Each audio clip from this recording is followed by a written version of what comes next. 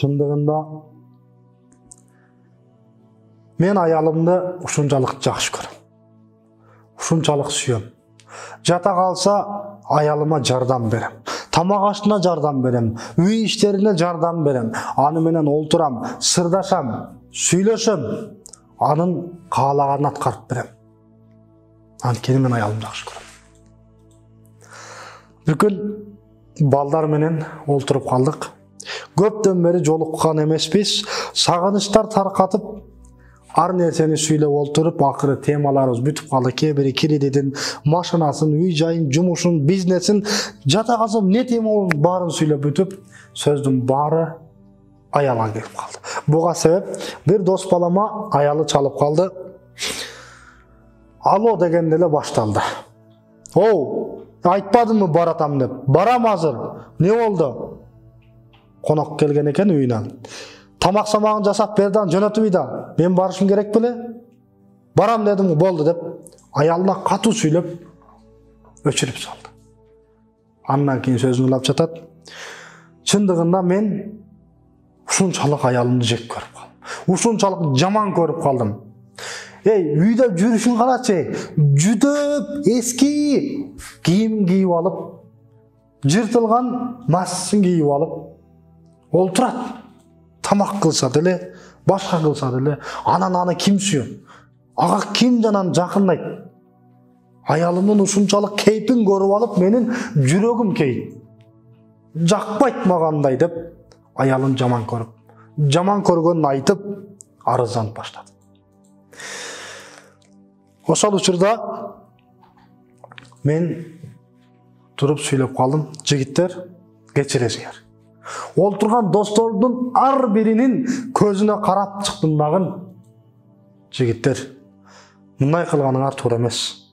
Монтип айтканың туура эмес. Аял затын антип жамандаба. Антип жаман көрөм деп айтпа.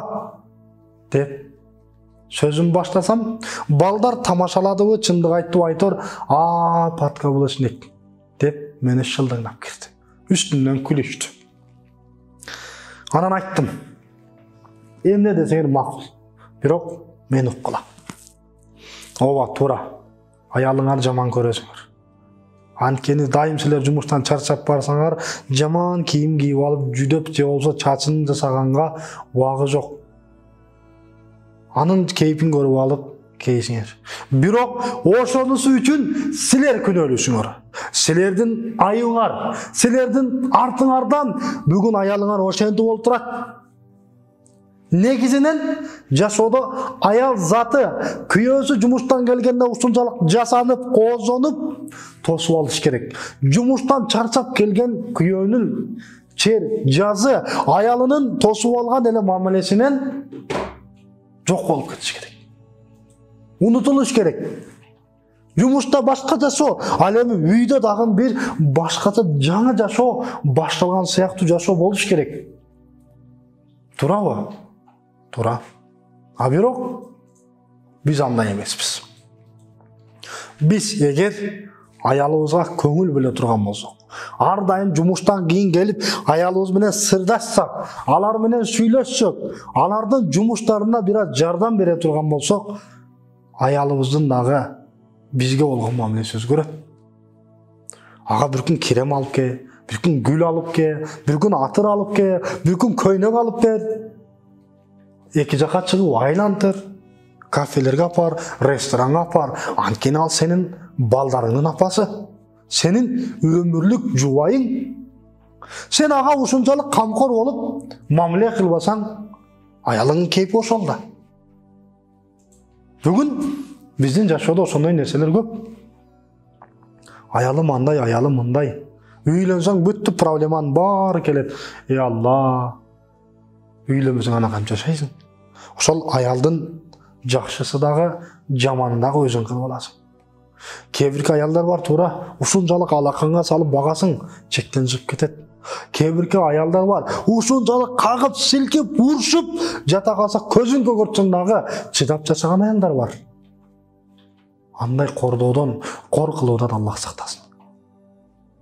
Чындыгында эркектер биз өзүбүз күнөөлүүбүз. Аялынын ошентип кагып силкип, жаман көрүп мамилебизди суuтканыбызга дагы ошол себеп.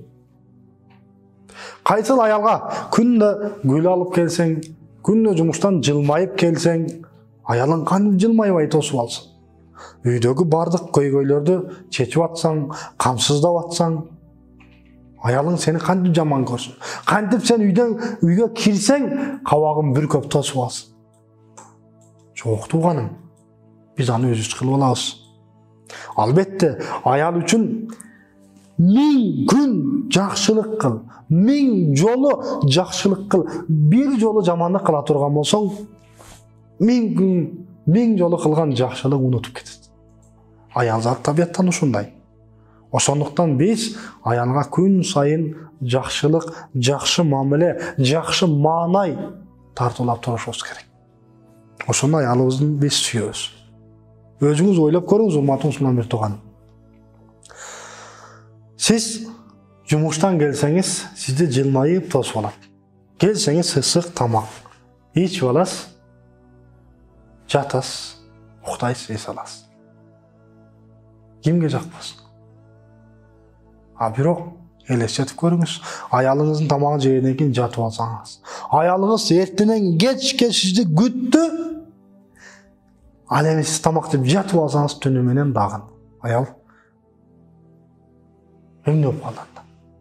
Келиңиз, тамактаныңыз, тамактанган учурда аялыңыз менен сырдашыңыз, сүйлөшүңүз, анын оюн пикирин угуңуз, аны колдоңуз, ага колдоо көрсөтүңүз, жата калса күн сайын, жата калса айлык алганда акча берип туруңуз. Аялыңыздын сизге тартылуусу ошондо күчөйт. Сиз аялыңызды ушунчалык сүйүп баштайсыз. Siz ayalınızı suyup mamile kılmayınca, ayalınız sizi suyup mamile kılmayınca, жашоодо эч качан бактылуу боло албайсыз. Эркек канаттуунун бир канаты сыяктуу болсо, аял экинчи канаты. Ал эми канаттуу бул жашоо. Эки канат бирдей какмайынча, эч качан максатына жетпейт. Бир канатыңыз кайрылган болсо, айланып тура бересиз. Дал ушул сыяктуу сиз жаман болуңуз, аялыңыз 1000 жакшы болсун, айланып тура бересиз. Сиз 1000 жакшы болуңуз, аялыңыз жаман болсун, айланып тура бересиз. Максатка жетпейсиз. Ошондуктан эркектер келиңиздер, аялга ушунчалык мамиле кылалы. Аялда өзүбүздүн карындаштай, өзүбүздүн эжебиздей, жата калса өзүнүн апабызга кылган мамиледей мамиле кылалы. Аялыбыз дагы бизге ошондой мамиле кылат. Аялыбыз тура кошуналардан сөз угат. Кайнеже, кайната, келин, абысын, кайынсиңи ар кимден сөз угат.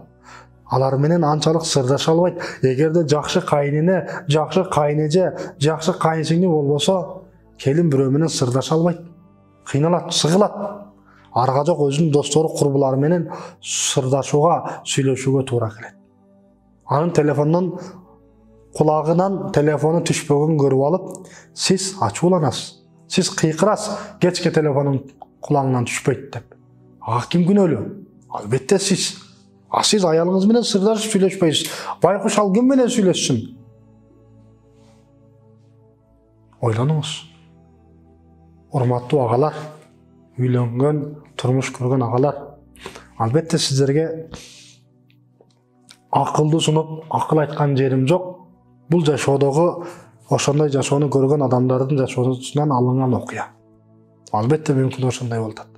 Келиңиз, сиз аялыңызга бир жума эл эмне десе ошол десин, подкаблыштык дейби, башка дейби, сиз чыдаңыз. Бир жума жакшы мамиле кылыңыз, аялыңыздын сизге кылган мамилеси канчалык өзгөрөрүн түшүнөсүз. Албетте сиздердин жашооңуздар бактылуу болуш үчүн экөөңүздөрдүн дагы салымыңыздар, себепчилигиңиздер көп. Аллах Таала сиздерге эң бактылуу жашоону насип этсин.